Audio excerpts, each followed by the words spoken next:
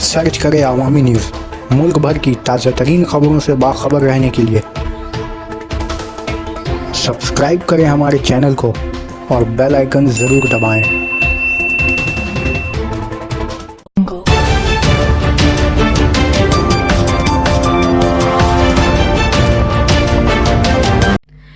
कोलकाता व उसके दीगर कुछ इतराफ़ वाले इलाके में ज़लज़ला आ सकते हैं और वो भी मामूली नौइयत के नहीं बल्कि बड़े पैमाने पर। इस बात का खुलासा IIT खड़गपुर के माहिरीन ने किया, जिनकी तहकीक में पता चला है कि गुज़रे इतवार के दिन पुरुलिया और बांकुड़ा में आए इस मामूली ज़लज़ले का असल मरकज़ ज़मीन के 10 किलोमीटर था, जबकि और दीगर जो कुछ भी मुल्क के मुख्तलिफ हिस्सों में आए इसका भी मरकज़ ज़मीन के अंदर यानी 10 किलोमीटर गहराई में वाक़ था। इस ताल्लुक़ से IIT खड़गपुर के जियोलॉजी प्रोफेसर शंकर कुमार नाथ की माने तो इस तरह के छोटे छोटे झटके के बाद बड़ा ज़लज़ला आ सकता और वो भी महज 2 माह के अंदर। प्रोफेसर शंकर कुमार का कहना है कि अब वक्त आ गया है कि हम मुस्तक़बिल की तामीर नए जोग्राफियाई अंदाज़ को देखते हुए करें।